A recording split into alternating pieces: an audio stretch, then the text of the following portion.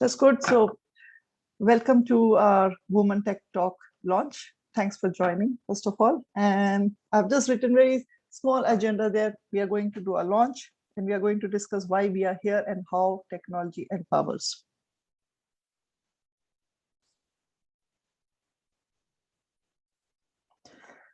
So launch, of course, it is the first time we are doing our Women Tech Talk. So it is definitely a pleasure to welcome you all to the launch of Women Tech Talk.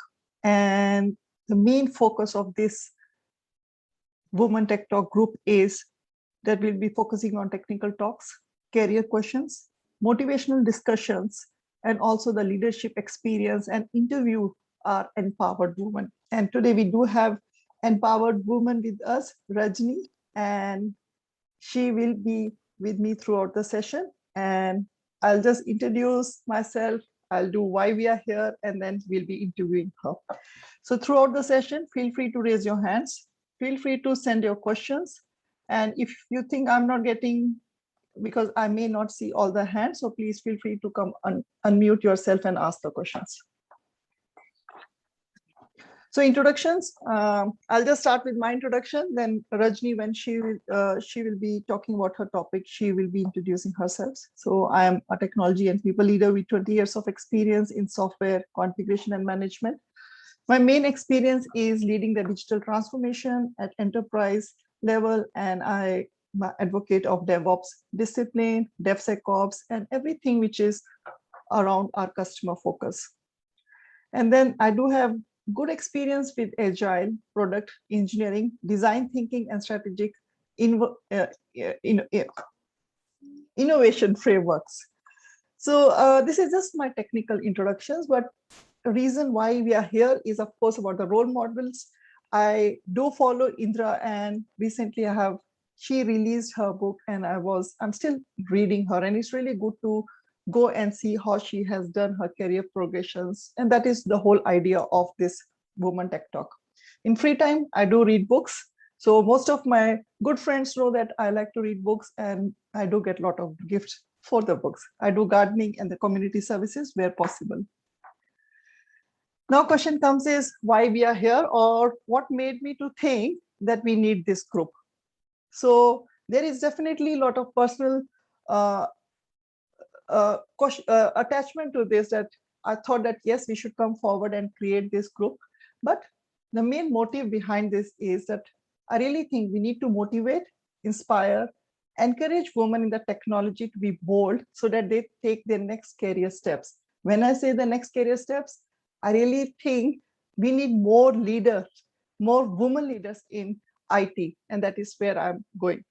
So I just want you all to do one small activity for me so that you will know why I created this. I really want you all to close your eyes and think of a woman technology leader. If it is woman, then you type your answer in the chat or raise your hand. If it is men, I will ignore you for a time. So time starts now.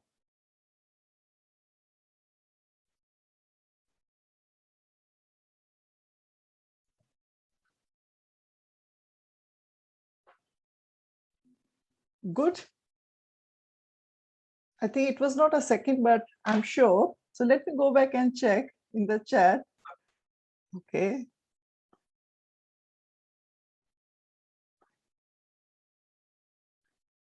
I'm just waiting. Okay, that's good. That's good. That's right. I really like when we all are so honest and saying, that's good. I can see few women names, but mostly I can see men. And that's the reason we are here, because today also, if I close my eyes, I just see face of Satya, who is CEO of Microsoft, or I see Sundar Pichai, who is from Google. But recently when I was thinking that, oh my God, I'm in industry from 20 years. If I cannot imagine a woman leader, so I don't have a role model. And that's the reason it was very conscious decision to find Indra and start following her. And I have already sent her a message, and she's a great leader. But the reason why we are here is I really want that Not after one session, maybe after few sessions, you all will have a woman role model whom you can relate to, whom you can follow, whom you can say, okay, you do have women who you look forward to. So I'll just go to the next slide. So the main, sorry, I'll just put the chat here. So of course, now you know why I have created this. So I have created this so we can create more women leaders and role models. We can create more stories about women so they are role models for the other women to get inspired. And why I'm thinking to do this, because we really need a lot of women leaders, because being 20 years in the industry, when I was working as an engineer, when I was working as a senior engineer, when I was working as a tech lead, and now when I'm also working as head of, still I find myself the only woman in 20 men. It is nothing wrong, but I think we really need more women, and that is where I'm trying to do one small bit from my end, so that if I can inspire other women. And I'll give you an example, and this is a true research actually have said that 70% of the girls, the young girls I'm talking about, they feel actually differently if they hear about the story of a woman who is a role model. First, I used to think that this is just a number like 70%, 70%. But, and I think it was such a good timing that I got to know that 13 years of girl, she won the Junior Entrepreneur Award. And I spoke to the mom, and I said, and actually mom only shared the story with me. And I said, how come 13 years old girl is so much into technology? What made her think, and she at the age of 13, she's doing programming. She's going to do her cloud certifications. She has created an app which is like already getting wow. And she will be coming to our Woman Tech Talk, and I will be interviewing her. And then after asking the questions from mom, I realized one thing. Why at the age of 13 she chose that she can be into technology. And I did not speak to the girl, but the mom was feeling very happy. And then I realized actually the girl's role model was mom.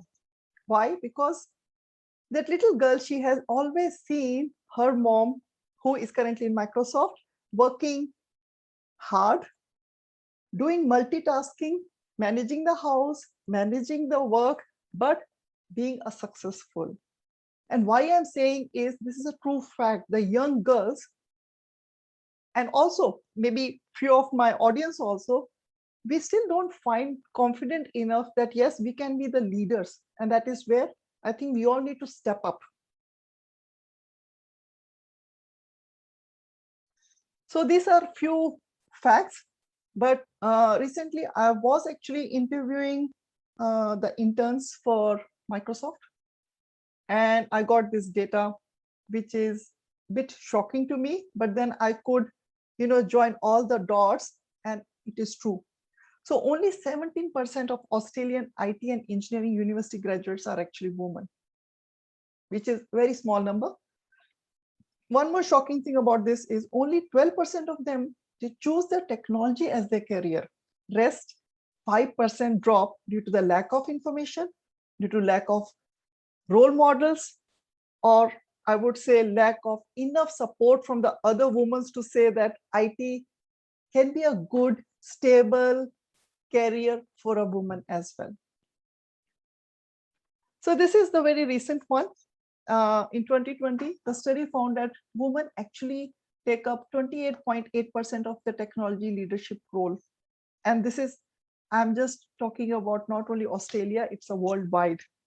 So which I would say really gives you enough information that why we need this kind of forum, why we need this kind of group, where we can come forward as women leaders or women engineers, and we can inspire others. So this will be a group where I really want you all to be contributing and make use of this group for networking, from learning, being a speaker, everything.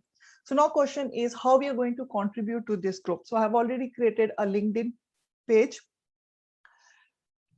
What I'm going to do is, today is the first session, but going forward also, we are going to have, the format of this will be, there will be a 30% of, sorry, so not 30%, 30 minutes of technical session. which I'm taking today 30 minutes. And there will be a woman talk. When I say woman talk is, there will be an empowered woman who will be invited and we are going to interview her. Like in today's session, we do have Rajini. She's a VP of engineering. Again, I want to control my introduction for her because there is already a part for that. So format will be, we want to focus on technology. We want to focus on interviews so that the other women can get inspired. And then there will be a question answers which you can ask from me, from the empowered woman as well. Speakers, of course, I will be looking forward. If you come forward, message me saying that you want to be a speaker, because this group is not only for me or few leaders, it is for everyone. If you think that you're still not ready for leadership, that's fine. You still can be a speaker. Choose the topic, send me the topic, and we will start discussing how we can present yourself as a speaker in this group. Topics, I really want you all to tell me what topics you want us to cover, because everyone have the choice. Yes, my expertise are in cloud engineering, product engineering, DevOps, DevSecOps, Agile, but I'm sure there is a lot more which you all want to learn. And the other one is start creating your brand. If you're looking into step into the leadership roles, I would really say start creating your brands, because okay, sorry, so I got distracted with the chat. So I would say please start creating your brand. And when I say start creating your brands, do blogging. So we do have a few experts in this group as well, who actually, whenever I write something on LinkedIn, she actually pings me and says, Navi, you can correct this way. And this is what I'm trying to say. So this is a group where I want others to come forward and help each other. We will be doing a panel discussion. So please come forward if you want to hear about a topic. We will be doing the workshops for the younger girls. Like as I told you the story of 13 years, I'm 13 years old. I will be inviting her to a session in March or April, depending on her availability. And she will be, I'll be interviewing her. And of course, we will be having yearly awards for someone who will be giving a good demonstration that they are uplifting the other women. So this is from me. And for the speaker, I just want to let you know that, of course, the interview will be always from women, but the technical session, men and women both are invited. Reason? For technology, for knowledge, we are not going to restrict, but I want to inspire other women from the women's story. So interview will be women's, but the technology talk can be from men and women. Sorry. So now I'll just start with the topic, which I thought I really should be covering this. So how technology is empowering the women. So I'm sure you all have used Facebook, Twitter, Instagram, everything, right? So this is very latest study that although current study says the woman uses technology a lot, but still we see that women are not into the technology jobs. So we are using it, but not contributing to it. So, which is good. But again, this point of session is, I think it is coming from our mindset. And this is what I want to cover today. So I'm sure there is, everyone is aware of STEM, which is science, technology, engineering, and mathematics. So there are a lot of programs which are going on, and a lot of organizations are doing it in school to inspire the younger women. And a lot of women programs which we are not going to share slowly in this our channel also will be to how they're going to rebrand, how we are going to educate and empower women so that they can think positive about the technology, technical jobs. So this is what we are doing. So I'll just start with this quote. And this is why I'm repeating is, when I say leader is not only about the title. When it comes, leader can be any one of us can be a leader. Just we need to think how, right? So I'll start with this. I like a lot of quotes, but this is something which really I felt connected, that if your actions create a legacy that inspire others to dream more, learn more, do more, and become more, then you are an excellent leader. So this is where I think if we can create this environment, of course, then we will definitely have a lot of leaders. Okay, so this is again, I'm coming back to the topic that women use technology a lot, but they don't contribute. So I just want to give you an insight that technology, what was 20 years back and what we have today, it have changed. It have changed a lot. So technology is not a field. It has become part of everything. And I'm sure you all must be using technology every day and you don't even realize that you're actually using technology, right? So when we are using technology so much, so actually it has opened lot of new roles, lot of opportunities. When I say opportunity is,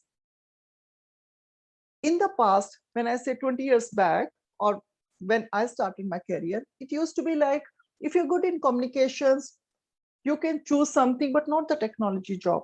If you have good soft skills, if you know how to set up the team, you're not fit for the technology, but you can do other soft skills.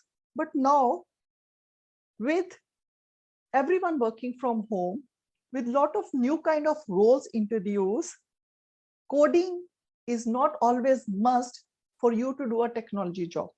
Although I know I can do coding, most of you who are in the call, they can do coding. But if you don't know coding, don't think that, oh, this is the end and you cannot be a good engineer or you cannot do a technology job. And that is what I want to let you know. So with more technology, actually new roles have come up, like marketing manager role or the product owner role. So this is again, the numbers which I have got is in Silicon Valley, 6 out of 10 roles are actually marketing and they are done by women. And you know why? Because by default, women are very good with the imagination. They're very good in communications. They're very good in relationship. And that is what a marketing role look for. Customer relationship jobs. Actually, again, there is a study done which shows women are very good in the customer relationship jobs.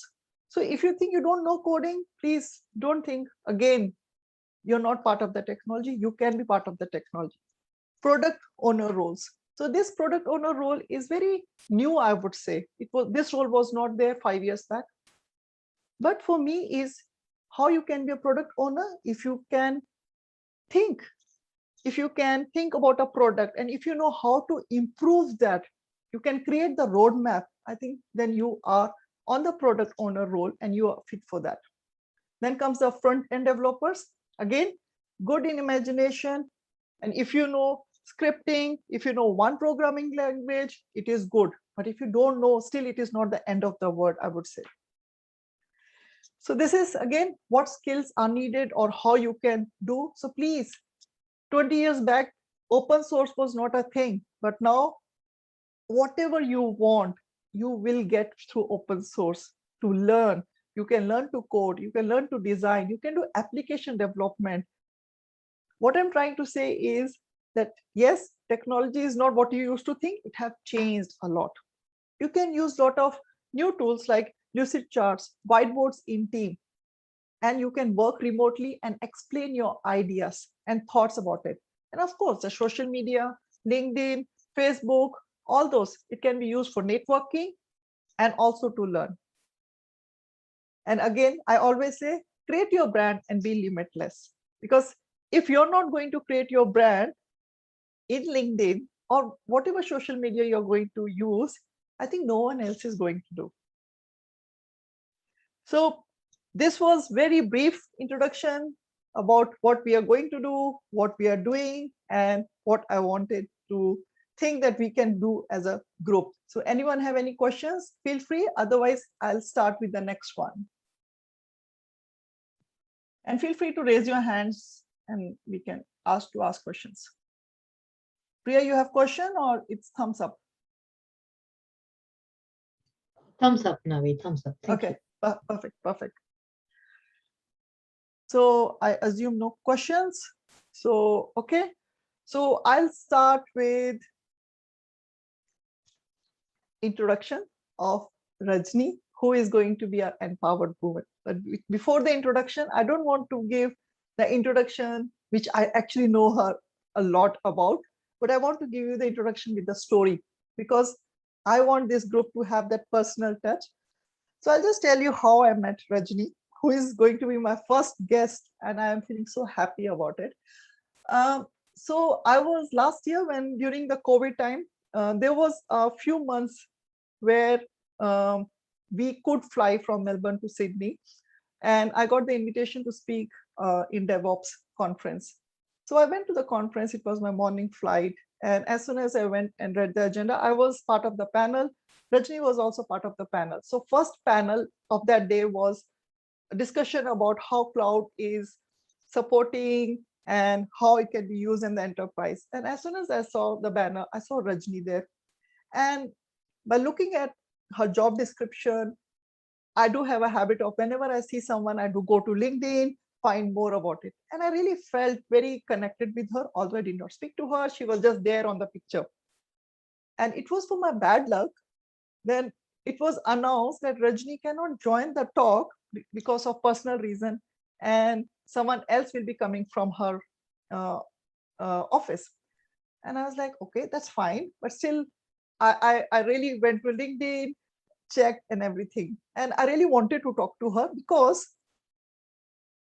her title, VP of Engineering, and she comes from an engineering background, how she progressed from one role to the another. That was such an amazing for me to see. And I wanted to talk to her. But then, of course, things moved on. I came from Sydney. I forgot about Rajni. And then suddenly what happened? I got an invite for a CTO gathering lunch.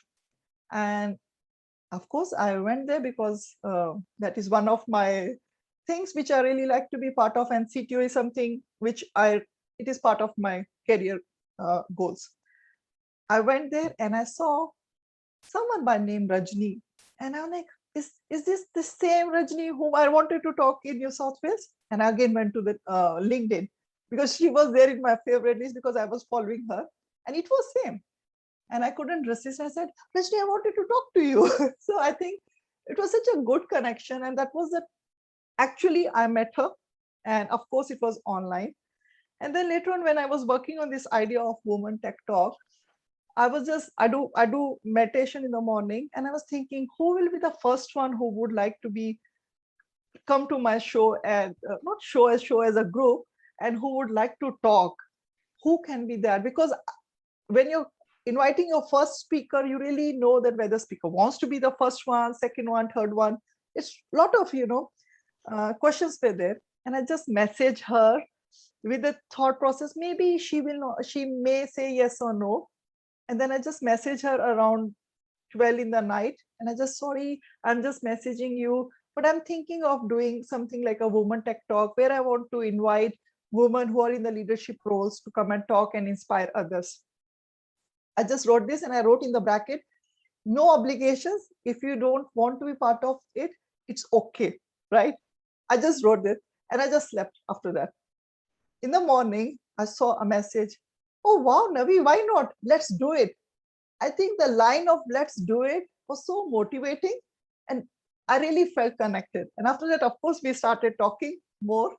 And why I'm telling you this story is because this is the example I'm trying to set here, that how one woman came forward to support the other woman. So for me, Rajni was the one whom I was looking for that support and motivation. And she came forward and really made it a real for me. And her positivity, her career stories. I have just met her virtually, not in person, but I'm sure you all are going to learn a lot from her. Please do ask her questions because you will get the first hand, no filters. Directly, she will be answering you whatever you will be asking her. So please, I'd like to introduce you to Rajni, and she's a VP of Engineering at Deputy. And over to you, Rajni. I want you to introduce, and I'll put you as a host so that you can share your screen. Thank you. That was a very, very, very. I wouldn't have expected such an introduction. Thank you so much for having me. You're a host now, Rajni. No, really, thank you, and thanks to everyone for joining today as well. And I know it's a public holiday in Melbourne, and first time everyone's gotten out of lockdown as well. So I'm sure everyone rather go and party out rather than listening to me. So I really appreciate everyone joining today. I'm going to share my screen. Yep. Change your clothes and come. Just 1 second. 299. Rajni, maybe Gray you have pants. to mute Which Somebody gray share my pants? screen? because you're a host now. Okay, cool. Give me a second. Sure. All right, here we are. All right, can everyone see my screen? Yes, we can see. Excellent. So I'll just go to present mode for a second. Sure. Can you still see it? Yep. Excellent, cool. All right. I'm Rajini, currently VP of Engineering at Deputy. This is a little bit about me. I still like simple pleasures in life. Drinking tea by the side street in India is one of the things I used to do a lot, and I still miss it very much in Australia. We don't get that. Like many of you, I'm also an immigrant. I came here 20 years ago, just by myself. A little bit of a story. I really escaped arranged marriage. That's why I'm here today. That's why I have such an amazing career that if you all think that I've come a long way. If I had married, I don't know where I would have ended up. So definitely a pivot and a massive risk I took 20 years ago. So at the time, all of my friends, all of my male friends who I went to university with were going to US, UK for jobs. And I went, if they all can go, why can't I? And there was a lot of resistance from home that, no, you're not married, you can't go on your own. There was lots and lots of pushback. But somehow I managed to convince them I was going to go for 2 years and then I will come back and marry whomever you say I should marry. So that's how I got away. I never went back, by the way. 20 years on, I am still here. So yeah, I thought I'll just share that with you because everything is possible. It just needs a little bit of courage and a little bit of risk taking. But that's something I miss a lot. And next time I go to India, that's what first thing I'll be doing, drinking tea.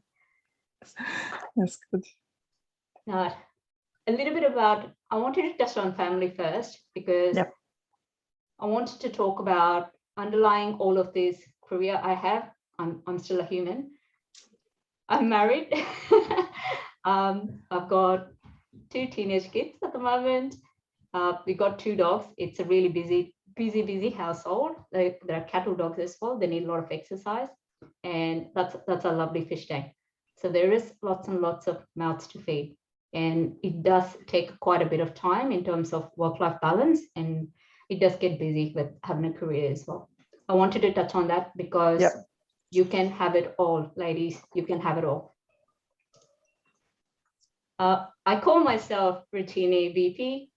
Hang on. Rather than vice president, I call it I'm very pedantic. Because look, we have a short life and you need to have fun and bring a little bit of humor into life and have a positive attitude, and you can get anywhere you want. The reason I'm sharing this, who am I, is when I joined Deputy, this is how I started introducing myself. This is something most of the startups or fintechs or latest SaaS companies do. It's always good when you start a company, you just talk about who you are and what you like and what you don't like, or how you like to work. This is very important just to set the stage, and also helps others to get to know you a bit better. So in my organization, in a squad, I encourage everyone to do this, and they all have a readme.txt. If you all are engineers, you know what readme.txt is. So I highly encourage everyone to have a readme.txt. So this is my readme.txt. So how do I like to work? The times and hours I like to work. How do I best receive feedback from others? How do I learn best? And how can you communicate with me or reach me? And I think that's how Navdip got in touch with me. I was quite on messaging and other social media, the things I struggle with. So what I don't like and what I like. So it's important you set the tone on what is acceptable to you and what is not. And things allow, and what I like to have fun with. I'm more than happy to share this with you, but the reason I wanted to share this in this conversation is it's really good to have something like this about you. It builds your personal brand. Now, this is some little bit of fun. If I were an animated GIF, what would I like to be? Is R2D2. Being an engineer, and as you grow out of engineering roles and into leadership, people just think oh, she's a woman, she's not technical enough. And that is a bias, ladies. So when a man comes and tells me, oh, blah, blah, blah, blah, blah, use technical jargon, don't get technical with me, because just because I'm a female, I'm not going to get not technical. So I still have my craft and I'll keep up to date with it. So I love this. I love this chick in terms of just setting the tone. So people love it. So that's a little bit about me. Now, there is a topic we chose today, was about transitioning from being an engineer and moving into leadership role. Now, how many of you here are all engineers? Just a show of hands.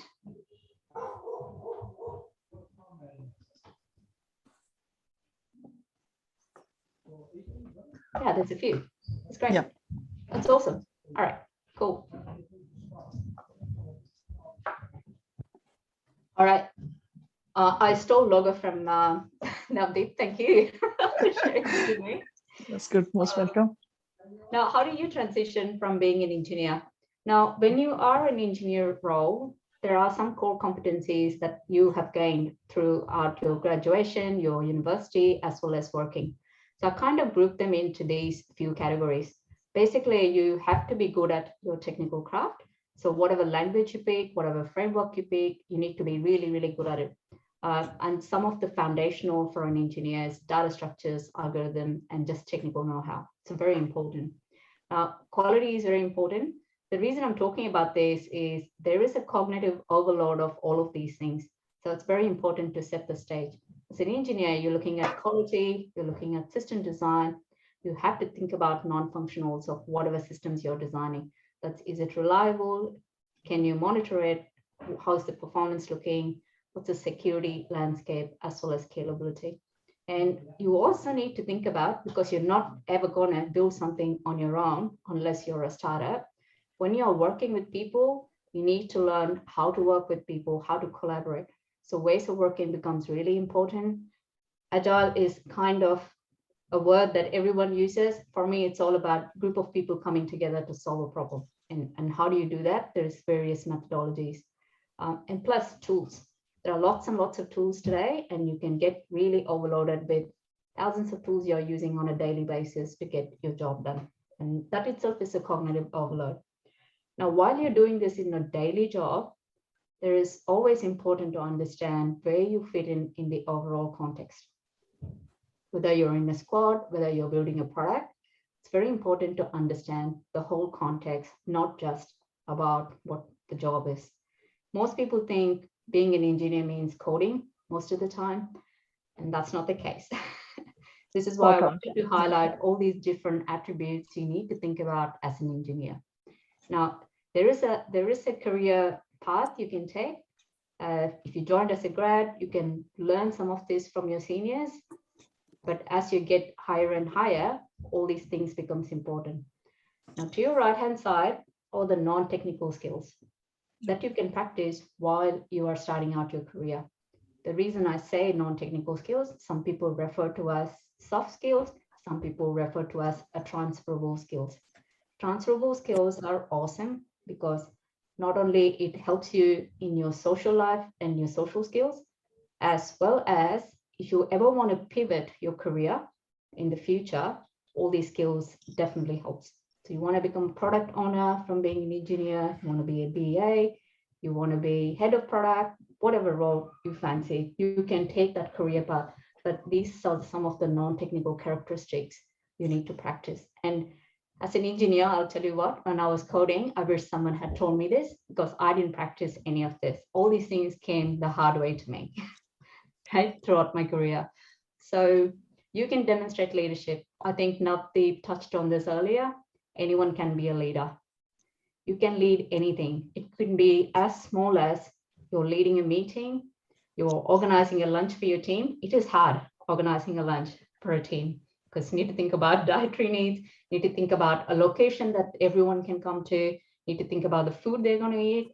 There's just too many things to think about when you're organizing. All these things help practice leadership. Like leading a brainstorm or retrospective. There are many, many examples of how you can demonstrate leadership early on in your career. Now, critical thinking habit is very important. Not many people, I have worked with lots and lots of engineers, men and women. Sometimes this doesn't come automatically. Most of them think about coding, give me a problem, give me a requirement spec, give me a screen, and I will build it. But critical thinking habit is crucial as you get or step up to different roles, even as a senior engineer for that matter. You observe, you analyze, inference, make sure it's data driven, you communicate that, and you problem solve. So it's a very important skill. Time management. Oh my God, I can't stress enough how important time management is.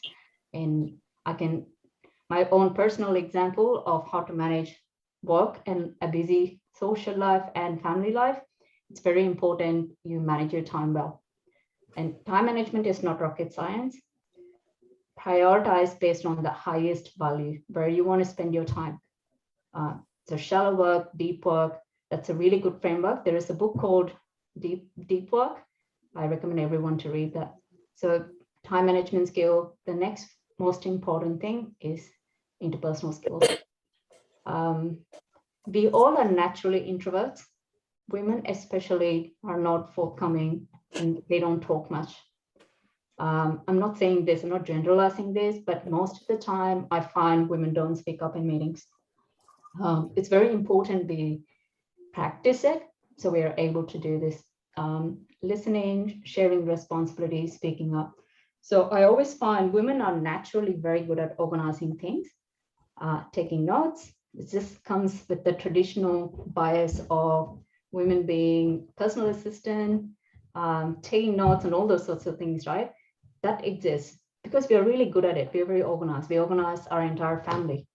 But what we're not very good at is sharing that responsibility with others, right? So it's important we call out, we speak up, and we share those responsibilities with others.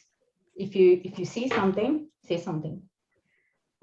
Presentation skills, again, I just talked about it. We are very quiet. You can practice this on the job. Give a demo of the product you're building, present your ideas to wider audience. No one will judge you. That's the beauty of it. Within your own organization, you can do this, you can seek feedback, and you can improve on it. It's a great platform to learn. The last one, but not the least, we all grew up, I mean, for me especially, English wasn't my first language, but writing skill is so important. And I realized later in my career how important that was. I teach my little girl and I tell her, she goes, English is boring. And I go, that's the most important skill that's going to help you in the future. So writing a blog, writing an RFC or solution document, it's very, very, very important skill. So you can practice all of this today. If you're an engineer, if you're growing your career, there's nothing stopping you. And all these things will help you. So takeaway, if you do some of these, if you demonstrate some of these abilities, you become an influencer in the team. People will seek you out to do these sorts of things in the organization. The second most important thing, you're going to gain lots of credibility and trust amongst your peers, or leaders notice it, and there you go. There is your pathway to your next promotion because you're demonstrating some of these capabilities. I'll pause there. Any questions?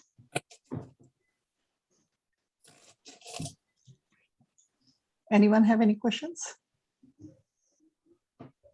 So But I how just- do you, Yeah, yeah, sorry, I can Priya. ask the question. So in your work, how do you distinguish between the deep work and the shallow work? Because the moment you transition into so-called non-technical roles, it gets harder to, distinguish them. How do you actually,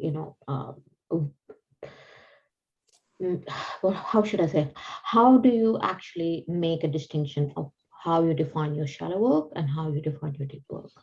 So literally, deep work is where you need your critical thinking.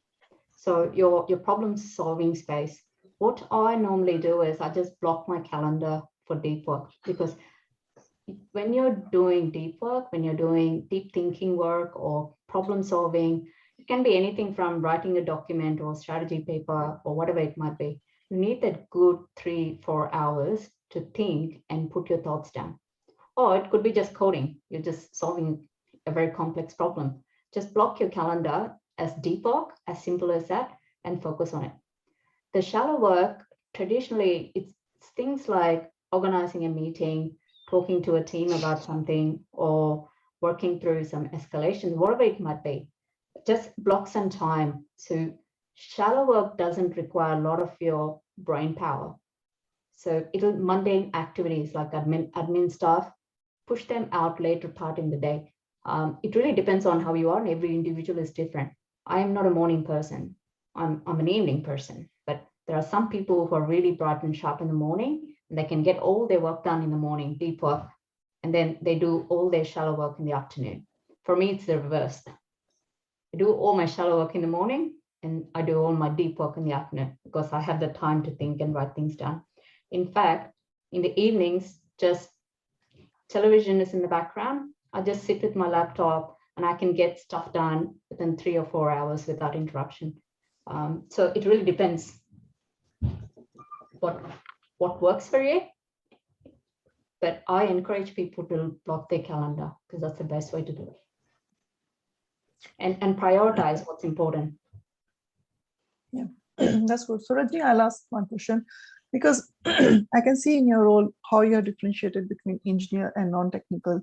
So between these two, and of course, we all know prioritization is important, right? Do you use any particular tools to prioritize it, or as a reminder, or what you do? I do. So it's very simple. Prioritization comes from the value you get out of it, Yeah. and the impact it creates. So it's really on the X and Y axis. That's what I do. And what's the impact? Mm-hmm. Once I do that, I know the priorities, right? Family always comes first, right? That's true. Yep. Priority one, incidents always come first. So drop That's your tools, fix that. Yes, right? that's true. So those two are highest value, and it is super impactful to your customer or to your family. So that's how I prioritize personal and work, right? Yep. I'm at work, I'm at an offsite, something happens in the family, I will drop it and go. A good example is the reason I couldn't be there at the DevOps conference is because we had a death in the family, one of our family friends. Yep. So I just said, no, yes, it is my image, is it my brand that's going to get ruined, but I don't care. That's the most important thing. So it comes down to prioritization. Yeah, that's good. That's really good answer. Yes, we need to know where to prioritize and what. Of course, family comes, and when family is in a good state, I would say yes, focus on the work and then focus on the family. So it should be always need to be balanced. That's really good. Thanks, Rajini. Cool. Any other questions before I move to the next one? Anyone have any questions? Yeah, I don't see any hand raised. I think we should be okay to go to the next slide. Yeah. Excellent. So the next one, let me just present this. Now you can ask me, fine, we all do that, and then what? So let's assume you'll become a senior engineer, you get promoted, and when is the time you pivot, and when do you become a leader, a technical leader? And technical leader can be anything from being a tech lead, being a staff engineer, being a team lead, engineering manager. There are various different roles in the market that you can refer to. So how do you become, and what does good look like? Once you get to a certain level, a senior engineer, for example, that's when you pivot. So you really need to decide whether you want to go down, you're more indexed on technical side or you're more indexed on people side. That'll kind of give you an indication on which way you want to swing. And most of the time, who are you looking to is your role model. Your role model, the closest role model you'll have is your manager, and then others in the organization. And you won't find a lot of females, unfortunately. That's one of the reasons we all are here, right? So for me, what does good look like? And this is what I look for in technical leader, whether it is the female or a male. So I broke it down to 5 different things that I look for. At the core of it is you, and it's people, process, and technology. Those are the three things that matters as a technical leader in our world. Those are the three things that really matters. On the people side, I put that as the first thing. As a technical leader, that's the most important things that people fail on. And that's the most important attribute that you need to develop. A lot of the times, senior engineers, they're doing really good work. They get promoted to a technical lead and they do an amazing job because they're technically really, really good, but they can't manage people. They can't sell an idea. They can't actually talk to other human beings. So that's a fail. Now, people focus, understand people's motivation and strengths. When you're forming teams, keep their strengths in mind and then form teams, because not everyone's going to have all the attributes. So think about how to play to their strength and then form teams. So when I form squads, front end, back end, UX, product owners, play to their strengths and their skills. And I call it people engineering. So if you apply your engineering principles to people, there is an art to making a team work well together, and you can handpick them to form new teams. Now, make one-on-ones count, be a good technical mentor to them, and talk about their growth areas often. So it's very important because not often I've had that advice. Most of my one-on-ones is about work, not about my personal growth. So it's very important you do that because that kind of creates a good rapport with you and your people who work for you. The next one is communicate. If you want to highly engage people in your team, communicate, communicate, communicate. And I can't stress enough because that's one of the things where people get disengaged because they don't understand the vision of the team, or they don't understand the mission or the purpose, and they don't have clarity of what the role is and how they're contributing to whatever work you're doing. So very important to communicate. Spend time on hiring the right people. So if you are in a role where you're managing people and you're hiring, think about value alignment first, skills, and then experience. Those are three important things. And I prioritize values, skills, and then experience that people bring to the table. So that's about people focus, some of the things that's important to me, what I look for. The second one is process. I'm going to go to process on the right-hand side. I split process into two buckets. And most of the time I've seen engineering leaders focus on people, focus on process and technology, and they completely lose sight of execution, right? People trust you to lead 10 people and, excuse my French, get shit done, right? Lots of people lose sight of it and they say, yeah, I need to manage people, I need to fix the process, and I need to be technical, and everyone loses sight of execution. End of the day, you've been trusted to lead engineering team to deliver outcomes for the customer. So who's your voice of your customer? Is your product and design team. Effective partnership with them is key for you to be successful and for your team to be successful. And having a balanced view on, most of the time, engineering leader index highly on process and technology. It's very important you have a balanced view on the customer lens, the time to market versus building everything to perfection. So you need to have a good balance on when to and when not to, and when to get rid of technical debt and move in the right direction. So execution focus is very important. Process focus. So process is just your bread and butter.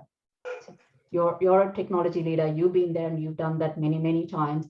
So help others understand the process, whether it is ways of working or whether it is how do you do DevOps, how do you do continuous integration, how do you uplift your entire day practices.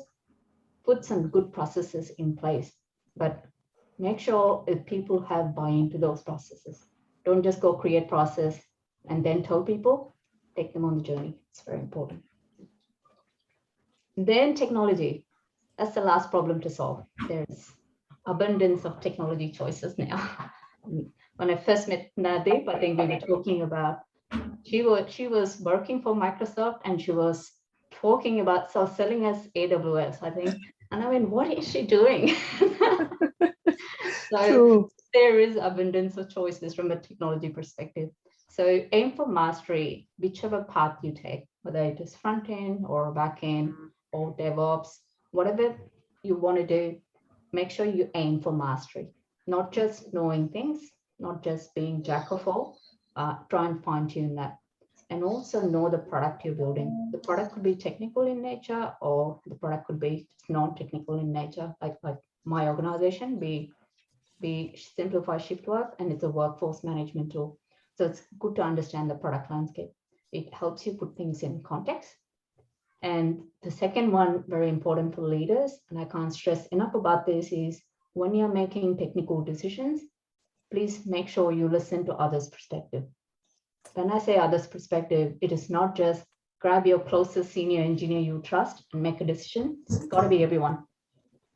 This is the primary cause of disengagement in my junior engineers, because they are not part of the decision making. So it's a very important skill. Now, these are all people, process, and technology. There's one thing in the middle, and that is you. Yeah, only you can make all these things work. Now, for you to make all these things work, your brand awareness is very important.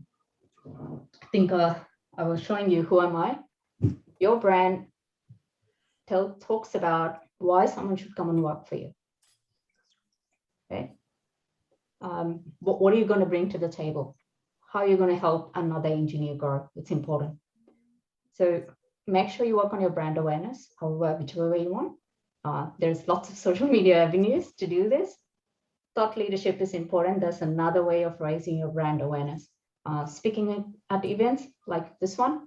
So shameless plug to everyone to come and talk in Navdip's forum and blog post.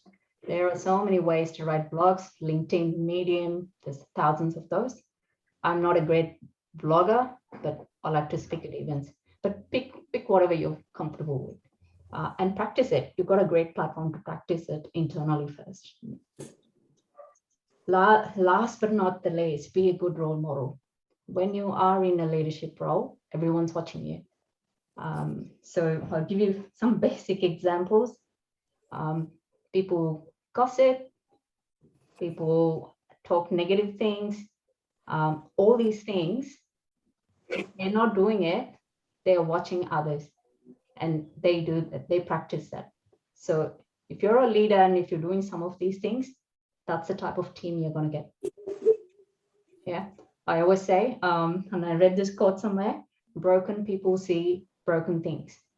So if your glass is half empty, you're always going to index that way. So this is why being a real good role model is important. Always have a positive attitude.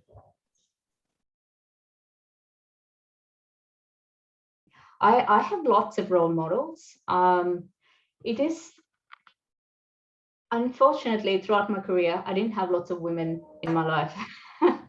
And it is very unfortunate. It's just now that I'm seeing a lot more women I bump into, and I've just realized I'm just on my own. So I'm finding a lot more women. But there are lots of role models. I learned from so many different role models. I'm a big Apple fan. So I grew up learning about Bill Gates and Steve Jobs. That's kind of how I got into technology. So they were my super fans. Even now, I still love Steve Jobs' eye for design. And what they've created for the technology industry is just changed how we live and the whole landscape. So there are a couple of them. I also have some female role models, but they are not in technology, but they work in technology. Okay.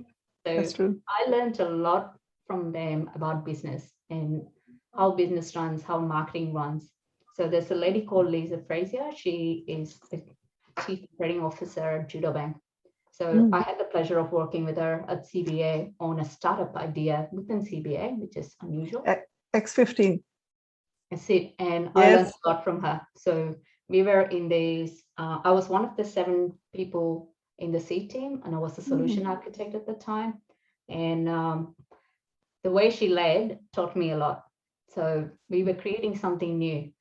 And she said, this is how you create something new. We were locked up in a war room for 7 days to come up with concepts. Yeah, amazing. We worked long hours, like 8, 9, 12. We were there. We were creating those concepts, right? And that's how you lead. So I was inspired by her. The way I set goals, I don't know, it's probably just in my nature. I think one of the things I think I said about what I love is I love to win, and I've got that competitive streak in me. So it wasn't always about going up the ladder. It was about having a vision on where I want to be and what I wanted to do. So it's have both short-term goals and long-term goals. But the way I write my goal is, I learned this from someone, write your resume or CV like it's 2 or 5 years in time and work backwards. Yeah. Look at your resume today. In 5 years' time, if you want to look at that resume, what are the things you want to learn, or how would you picture it? And then you know what are your gaps. And you can learn this by either looking at role models or looking at others or looking at different job descriptions. So write your resume matching a job description in the future and look at skills that you need to gain and work backwards. I have had many mentors, yes. Very good, yes. Yeah, so I've had many mentors, both technical as well as non-technical. Yeah. Yeah, definitely. Having a mentor is very important. My husband is a great mentor. When I really don't know, I can't make a decision, I always bounce ideas off him because he's the closest person that's here in Australia with me. The other mentors are people I worked in my work careers, they've worked with. I still keep in touch with them. Lisa is one of my mentors. I mentioned she's a role model for me. There are others I have met through the organizations that I keep in touch, especially when I'm changing jobs. I always consult 2 or 3 mentors to get different perspectives. But ultimately, mentorship is just advice. It is not a decision making. You alone can make the decision. So I just want to make that point clear. You can seek a lot of advice and perspective. End of the day, you are the one who has to make the decision. So yeah, it say let's assume this is one of my interview questions. I ask them, I ask a critical thinking question, and I ask, this happens and this happens, how do you prioritize? And they're both super important, and right. So when there is a crisis in family and there is a P1, which is also a crisis, how do you balance which one do you prioritize first? So it depends on the crisis. So I always ask, is anyone dying? That's true. At the time, I didn't work for a hospital or somewhere where it was life-threatening. So I always prioritize based on, okay, what is the situation? And the only thing is someone's hurt or someone's dying. That's the worst situation. If it's something else and I can reorganize pickup or something else, I can do that. You just have to think fast and come up with those options. That's how I manage the family thing. If it is a P1 incident, yes, I do prioritize that. I ask my husband or ask my friends to watch the children and get onto it. So it really comes down to identifying the critical nature of it and where you want to be. In a leadership role, even if there is a P1, and if it is solely reliant on me, that means I have failed. So I always think about second in charge and who can I delegate this to in my absence? And if it's half an hour, 1 hour, I always follow through on what happened and how did we resolve it? Is the customer happy? If I was on the customer call, I make sure I get back to the customer and ask them if it's resolved. But when I get the next point in time, when I get the free time. So that's important.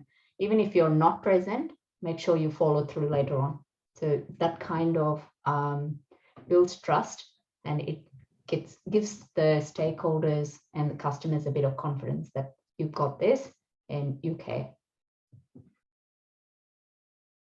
So I think I mentioned to you, when you're hiring good people, I look at value alignment, then skills, then your technical skills, and then your experience.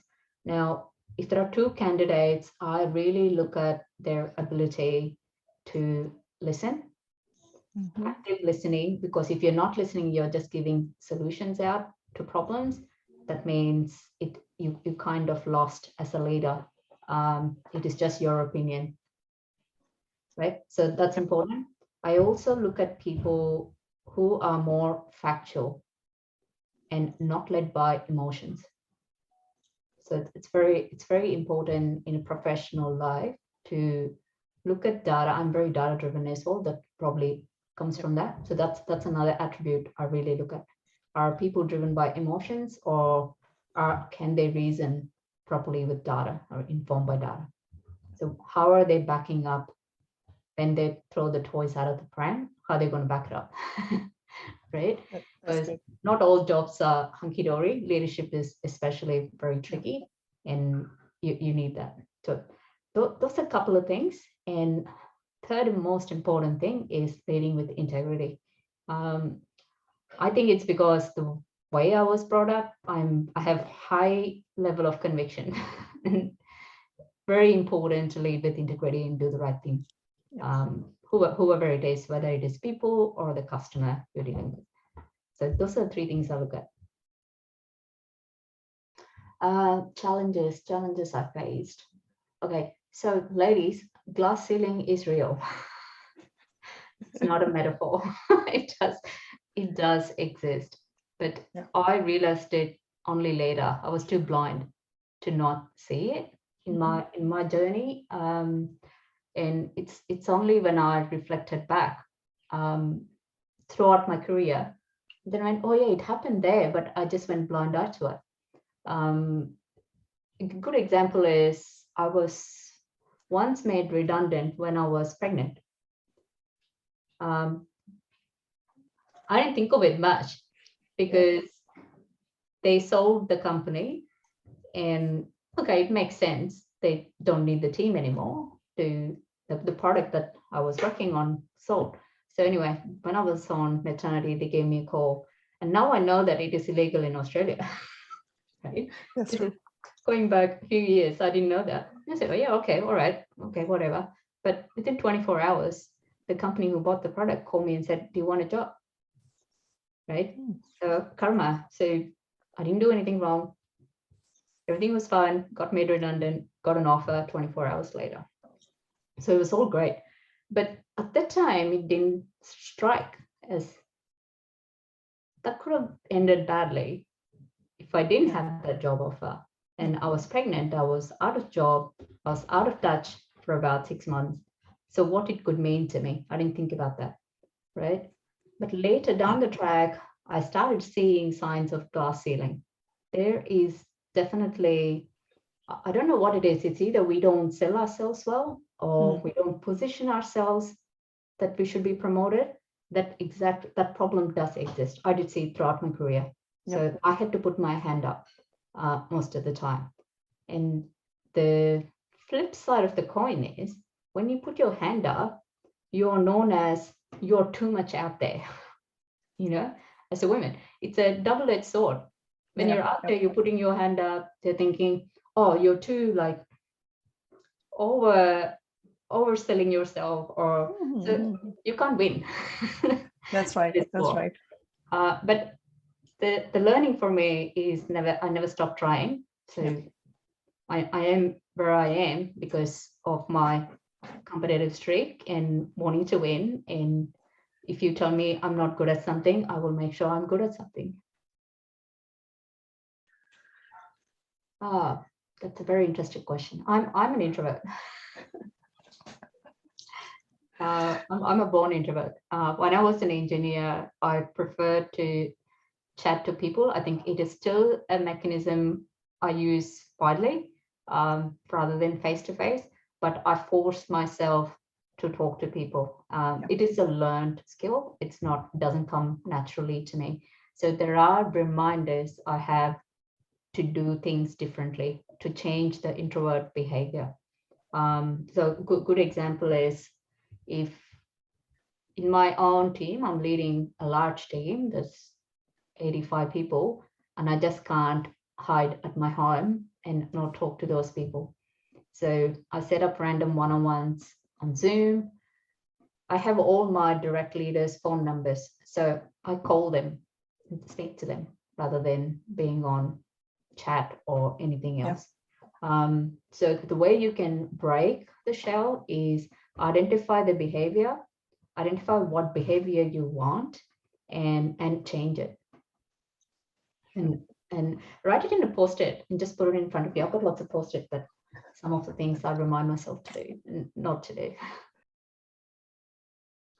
Oh my goodness. This very big question. It's a very big question. Imposter syndrome. I mean, I think I don't know if I've definitely Very brief, very brief. Imposter syndrome is when you feel like what do they say nowadays? Like fake it till you make it, and you're saying something, but you really don't know if you are up for it or you are actually qualified. Feel you're not qualified enough to do certain things. Yeah. And I go through that all the time. I'll share my recent experience. I joined Deputy 9 months ago. I spent my last 20 years in fintech, in finance industry. Talk to me about share trading, talk to me about wealth management. Yeah, back of my head, I can talk the talk. I know the product, I know the technologies, I know the competitors. But when I joined Deputy, it was a workforce management software. When I joined, I said, it's just another product. I know technology really well. I can do this, right? So anyway, got the job, was doing it. 3 months into it, it was totally alien to me. And there are a lot more smarter people who knew, and they've been there for 10 years, some of them. And I felt I just couldn't add value in the meetings, in some of the meetings I'm in. I really felt like, oh my God, I don't think I'm up for this job. And I felt it. And that's what imposter syndrome is. Like, it's not that I couldn't learn it, but at that moment, I felt low and I felt maybe I did a mistake. Or maybe I just wanted to go hide somewhere. You know, everyone feels this in their life at some point in time. And I definitely felt it.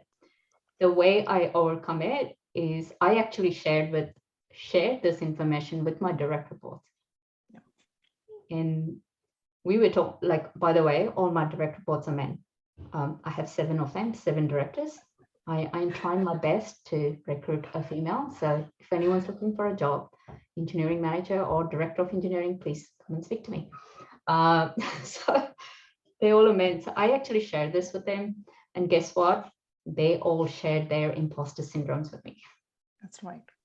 So we all made each other feel better, and where they could teach me the product space or the area that I wasn't aware of, and I could teach them what I know. So it's a great way of when you share your problem. Yep. What do they say? A problem shared is problem halved. So very, very good question.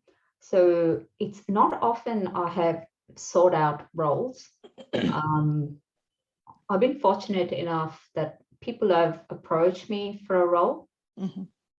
One of the bad things was none of those had a job description. Okay. So I had to find out through the interview process what the job is all about. And I have made mistakes. I have taken a job where I thought this is what the job was, and it wasn't the job. And I pivoted within 6 months. So yeah, that does happen. So I'm not the one who doesn't do mistakes. I made lots of them in my life, and I've learned from it.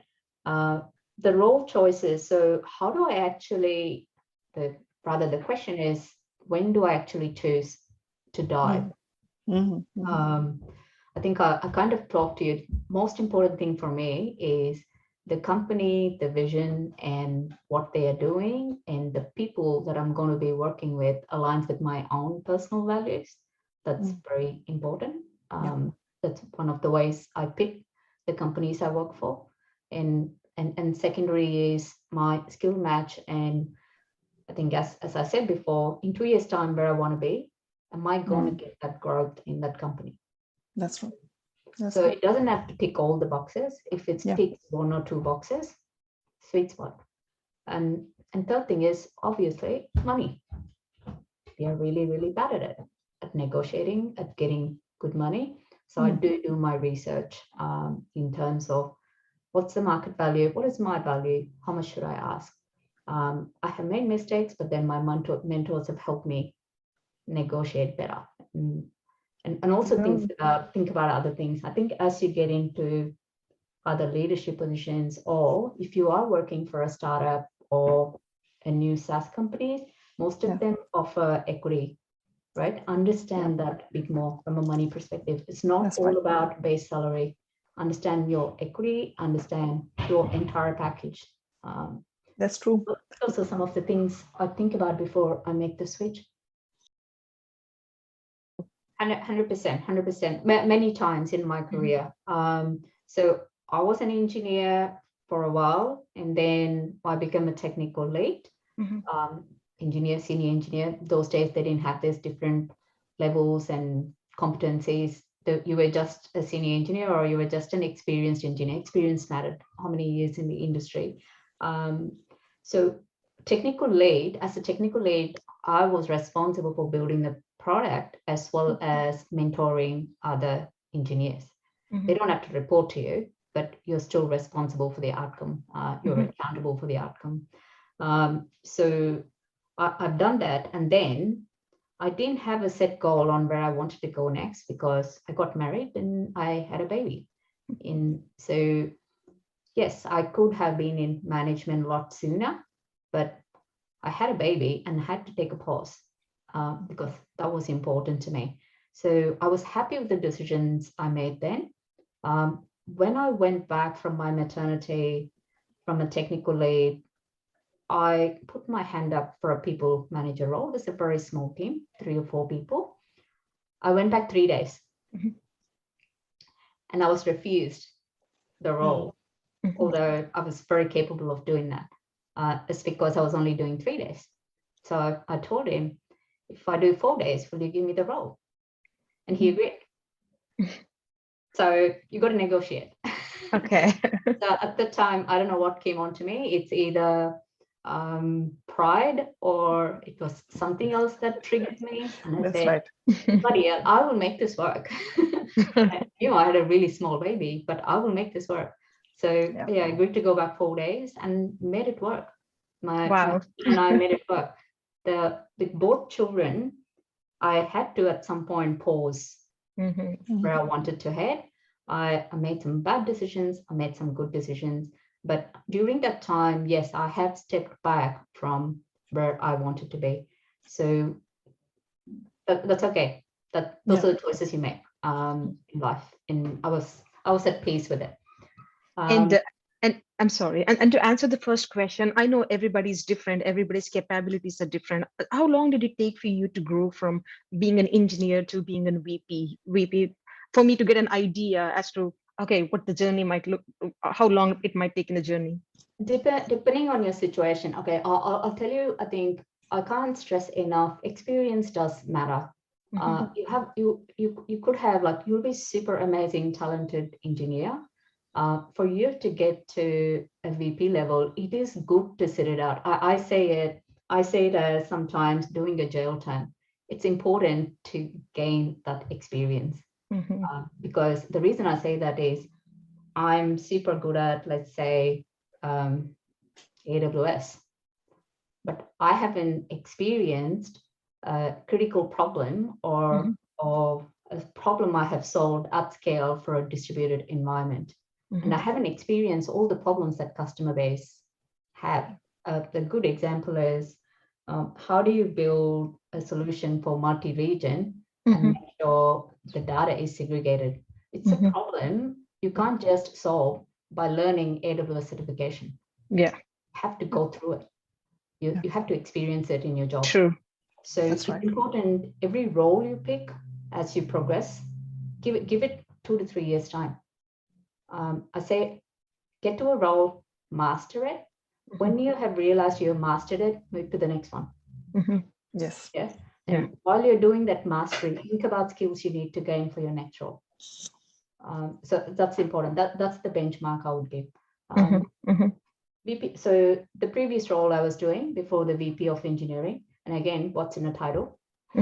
Previous role, I was head of engineering at Iris, and I was even managing a bigger team than I manage now. Okay. Yeah.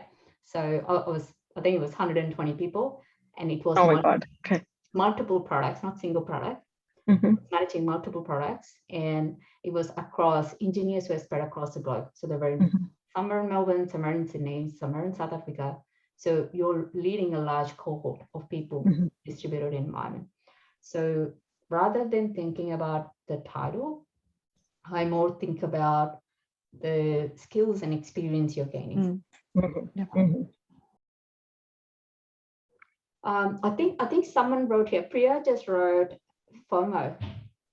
That was a big problem for me during COVID. Not being in the office, not seeing people face to face.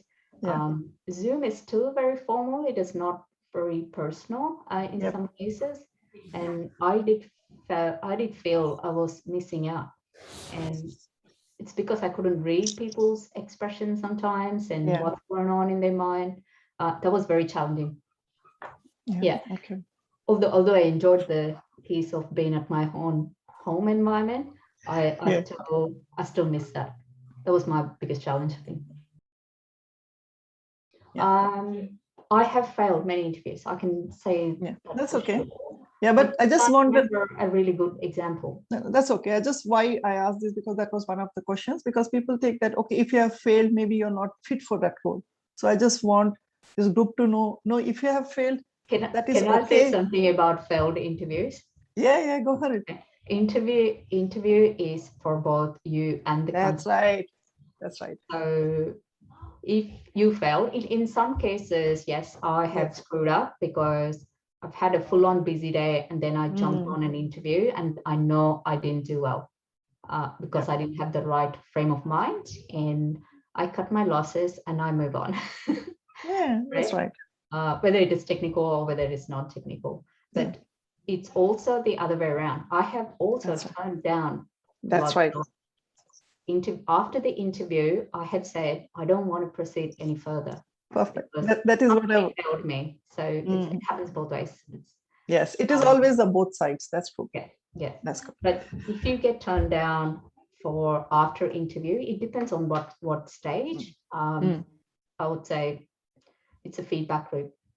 Think about where you could have done better, but sometimes often recruiters or the company, they're not very good at giving feedback to the candidate.